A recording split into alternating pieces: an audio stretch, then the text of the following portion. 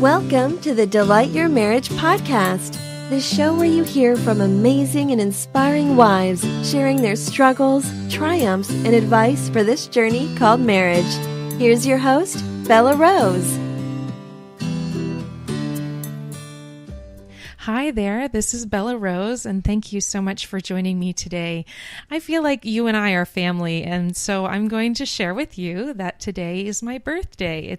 I recorded this September 13th, so that is the special day on my calendar, and my husband actually is working tonight, but we are going to celebrate when he is off on Wednesday. So I've got a couple of big announcements for you. So first off, I just want to also say welcome back. Thank you for joining me again after having a week off of the Delight Your Marriage podcast. I decided to do that because I had done a video series, and if you didn't get a chance to see that, you can go to delightyourmarriage.com/video. But I wanted people to have time to go ahead and listen to that video series, so I had the break. But I also have been thinking about what would serve you best and how to continue the Delight Your Marriage podcast in the weeks and months following. So I have made a decision to have a single podcast episode go out every week. So that'll be coming out on Tuesdays from now on. So not Tuesdays and Thursdays, but just on Tuesdays. So I can really spend time focusing in on serving you. I've got some coaching clients that I'm excited to be serving, and I've got a couple of other things that I'm doing, and I wanted to make sure that I continue to give you such exciting material from wonderful guests, and also I'd like to share different ideas here and there when I can with you and answer your questions. So that is the news, and today I have a wonderful guest. Her name is Jay Parker. This is actually the second time I've had her on the podcast, and she's talking about how to enjoy sex more. And a lot of times as wives, we get in the habit of just going through the tasks of the day, or what needs to be done, or who needs to be called and responded to, and all this, and we forget that we should be enjoying this wonderful experience happening right there.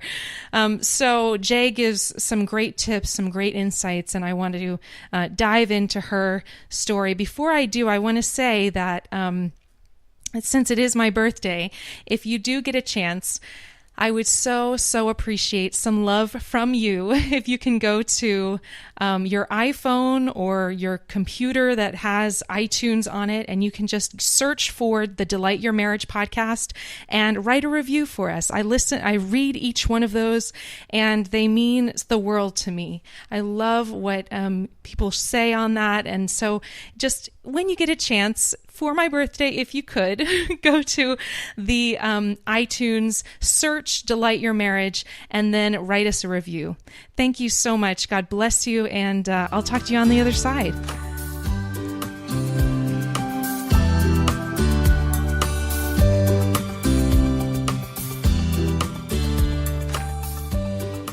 Well, welcome back, Delight Your Marriage listener. I'm thrilled that you're joining me today. Today I have Jay Parker from Hot, Holy, and Humorous, and this is her second time on the podcast. Welcome, Jay. How are you today? I'm doing wonderful. Thanks for inviting me back. Oh, my pleasure. I feel like, gosh, you were in episode 2 and 3, and we have already gotten to episode 63. So it's been a while. I know. I'm so excited that you've been going and blowing and giving some great programming for people out there, encouraging marriages. It's just been fabulous. Oh, thank you so much. Thank you. I really appreciate that. It's been wild, and I was telling you just before we got on the call, sometimes when we are weak, God is strong, and I feel that today. I feel that so often that God is strong when we're weak. He uses our little weak will and our weak abilities, and he uses it for his glory. So God willing, that's what's happened so far with DYM, and that's what's going to happen today on our call. And today, just to introduce our topic, I wanted to have Jay back to talk about how to enjoy sex more. I mean, just recently in a coaching call I had with someone, she was just like, I really have never enjoyed sex. And, she's been married umpteen years, and she's got, just how do we enjoy sex more? So that's the broad topic. We're going to go into a lot of different things, but yeah, can I just start by asking you, Jay, what do you think about that question? I think it's a great question. I think it's a question a lot of wives are asking, and a lot of times wives get into marriages and they begin having sex and they think, "Wow, is this it?" This had really great billing before I got here, and I'm not sure that I'm that impressed. Yeah. So, but that's of course, one of the things I think we need to give ourselves permission to take time to sort of learn to like it. I mean, yeah. Some people like the dish that's served immediately, and some people it takes a little more time to develop their taste, but it is a feast from God, and I believe we all can enjoy it. A feast from God. Yeah. So let's talk about the wife that does enjoy it straight out of the gate. And then let's say things slow down and it's a different season. I mean, what can you tell her? That's a great question, too, because we think sometimes you're just one way or the other. You either enjoy sex or you don't, and that's really not how this happens. We do go through seasons. I know there are some women who struggle throughout and some women who do great throughout, but I think those are unusual cases. I think most of us have ups and downs. And even I, who I think I have a fairly strong sex drive, I had times in my marriage when I was not enjoying it that much, and I didn't care that much about it. For me, that was after my kids were born, and I was an exhausted young mother, and and honestly, my husband would get home, and I would think, I don't even want another person touching me, please. I've got hands on me all day long. Yes.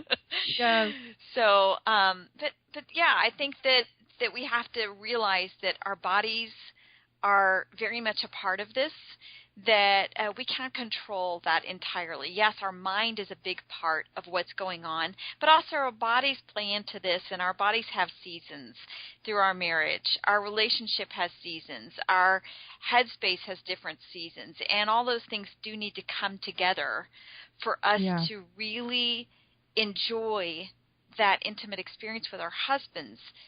But that said, we can be very intentional in getting ourselves into that headspace, in getting our bodies to cooperate, in working on our relationships so that this can come together in this wonderful perfect storm, if you will. Yes. And we can enjoy that.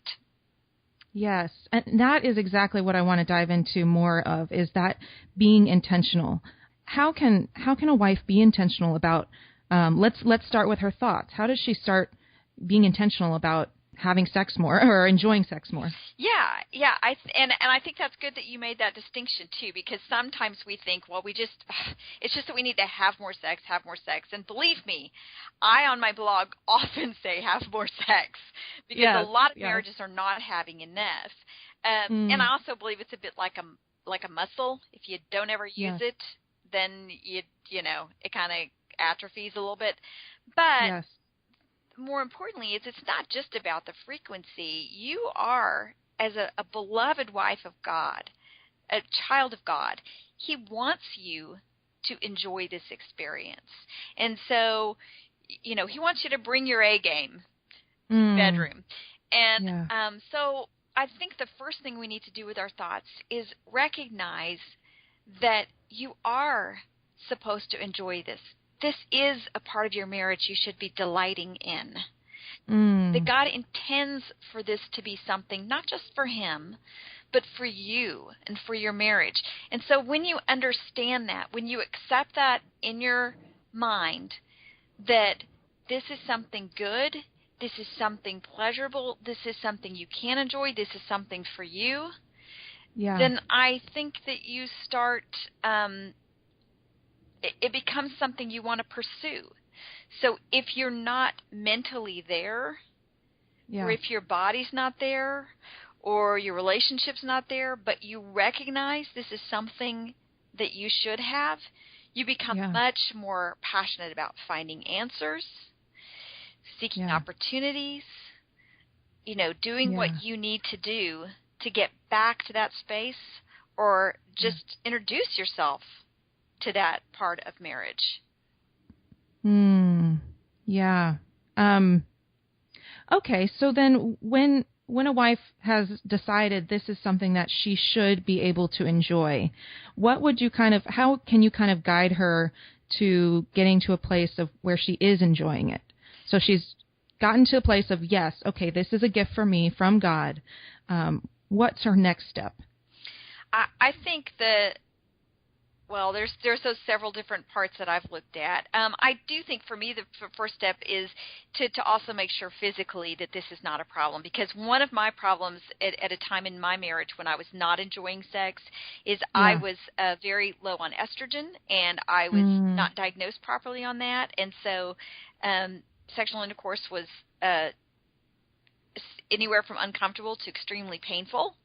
Wow. And when I finally got some answers about that, it really helped me to just enjoy the experience more. So any wife out there who's experiencing some physical difficulties, whether it's, I guess I'll get specific here, whether it's dryness, whether it's pain during sex, if it's that she just doesn't feel into it, I know that some women do react poorly to oral contraception, and it can be a problem for their libido.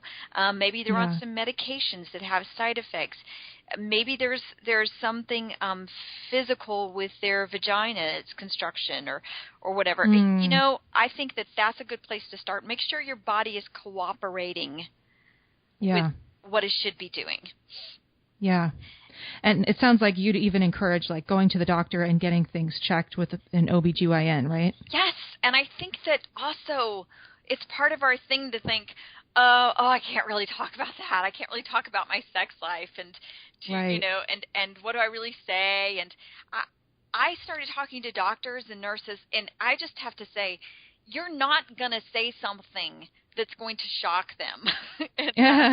This is their job, okay? It's their job to make sure your body is functioning the way it's supposed to. And one of the things with the female reproductive system is sex.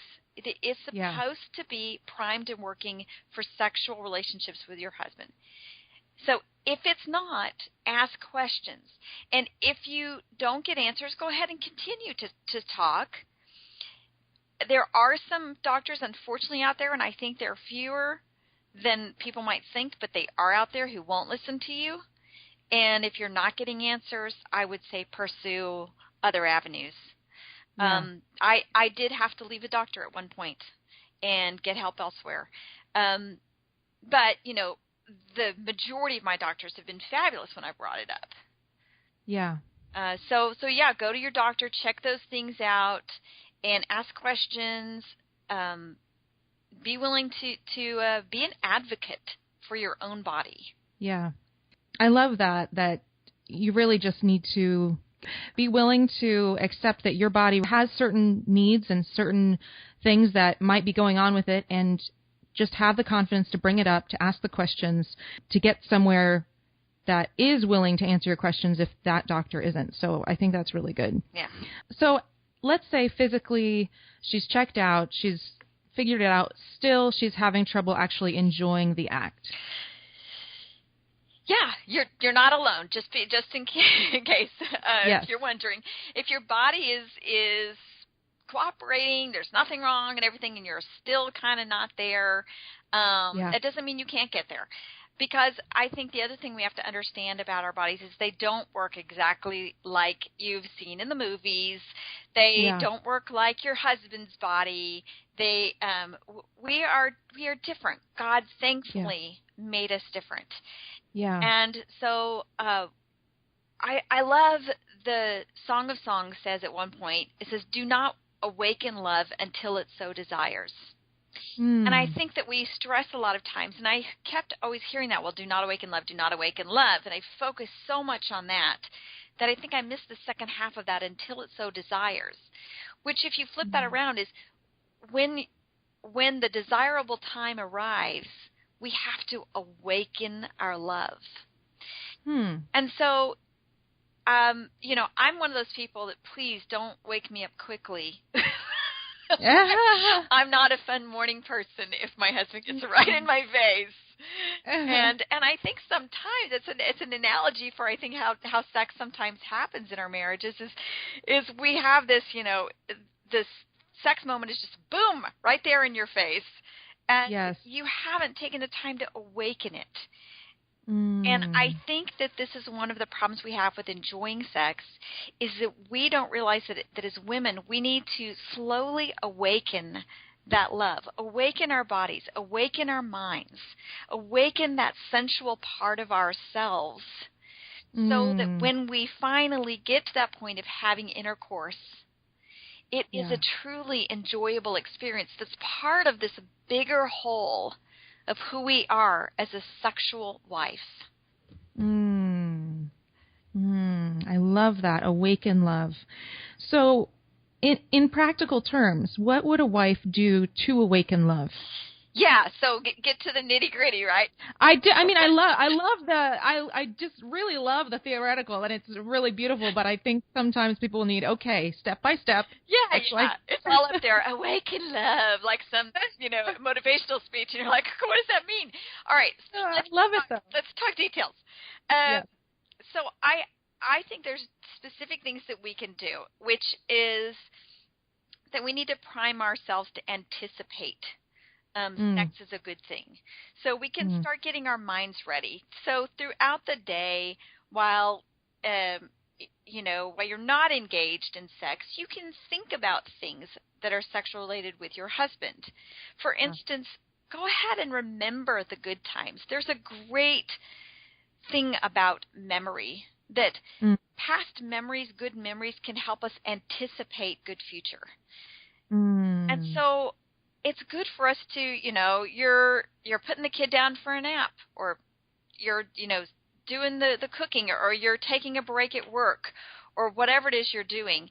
Pause and think about that time you made love, that it was special and wonderful, and you laughed, and it was terrific, and savor that memory. Also, anticipate those things. Think about what you enjoy about your husband. Talk him up sexually in your head. What is it that you like about him? Like, one of the things that I really think about sometimes is, man, I just love my husband's hands and how it's so different from mine. I mean, I have very small hands, and they're, they're small, and his are bigger, and they're a little rougher, and they're stronger, and they have a very different touch. And so when I think about that, it draws me to him.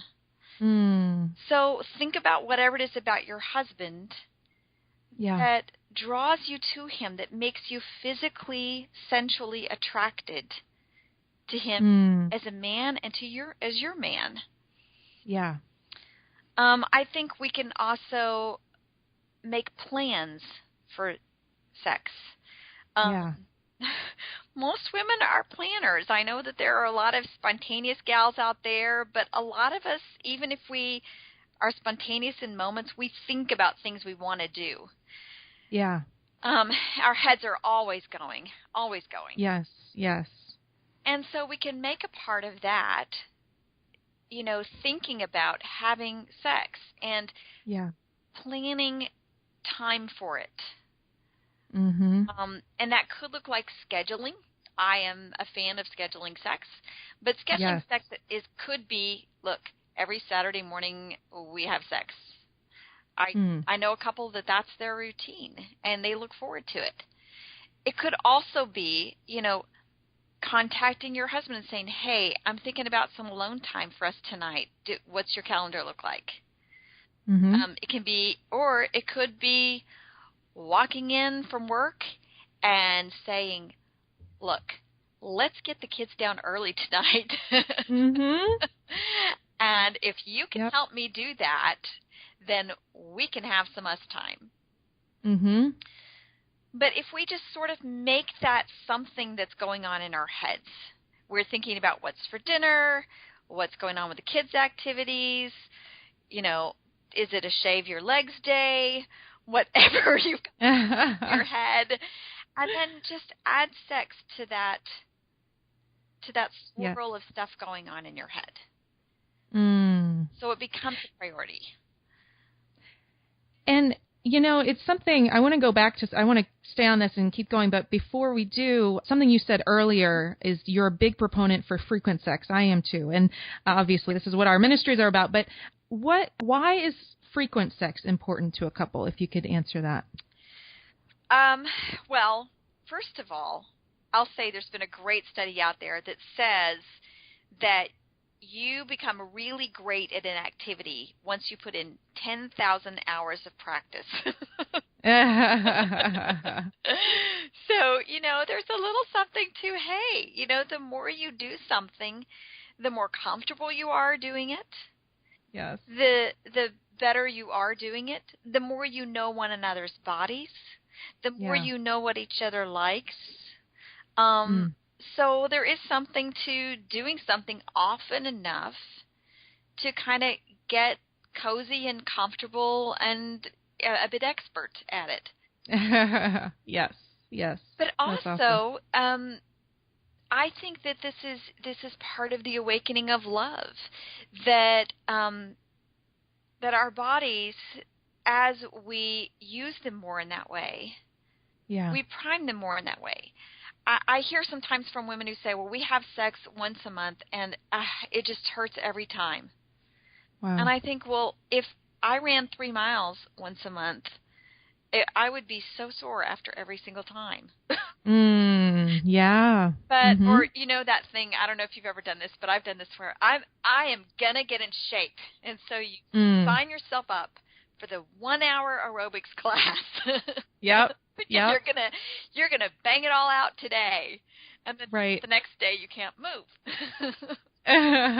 And but if you slowly make this a part of your life, if you exercise regularly, then your body starts actually craving that. Yes. And it feels great, and you get these highs.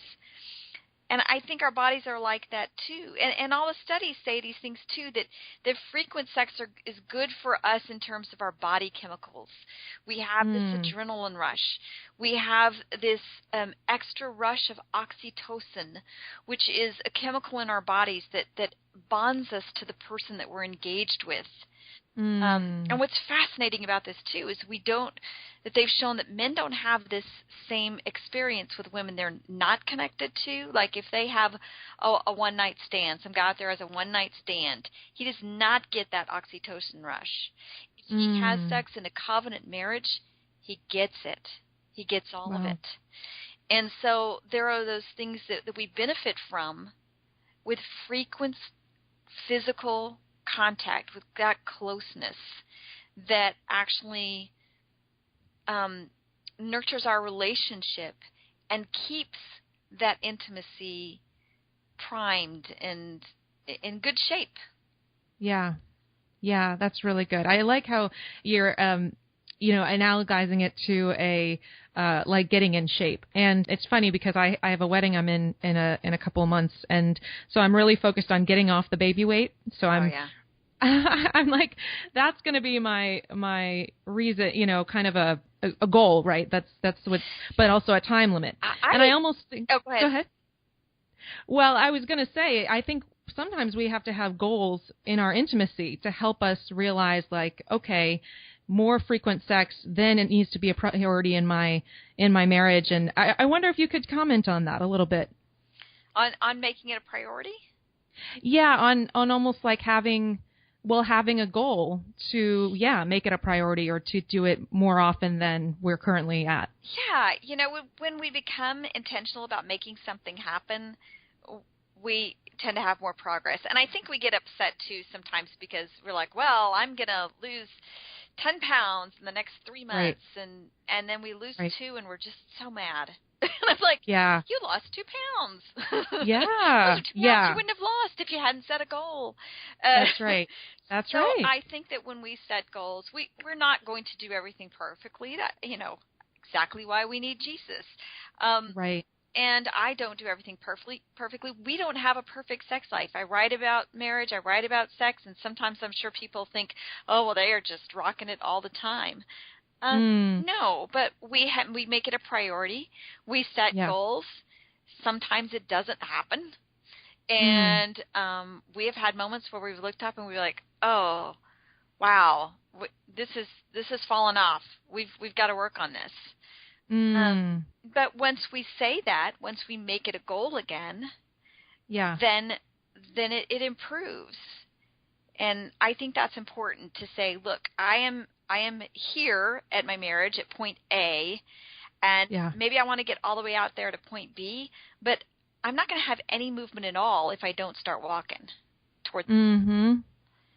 And I love when couples say things like, it's not perfect, but I can tell that we are so much better than we were 2 years ago. Yeah.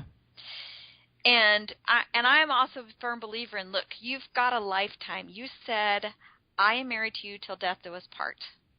Yeah. And so it's not necessary to figure out every single thing in the next 2 weeks. Make this a goal for your marriage. And yes, you want to see some progress along the way, but our sexual intimacy is so much better now than it was 10 years ago. And that was better than it was years before that and years before that. And, it's not perfect all the time, but it just gets fuller and fuller and better, in my opinion, as an overall thing. Well, that is the first half of our conversation. Thank you so much. I hope that it is helping you to get the wheels turning on how to have intimacy enjoyable for you. And if you'd like to go the next step with me, you can sign up for my coaching. Go to delightyourmarriage.com, click on contact, and contact me about how you can move forward in your intimacy. This is for wives only, but I really believe that this is something that could mean a lot for your marriage and your intimacy. Okay, God bless you. Thank you so much for listening, and I'm praying for you and your marriage. Bye-bye. Thanks for listening. Stop by delightyourmarriage.com to check out all the show notes, as well as many more resources and articles. Until next time, live with love, wisdom, and passion.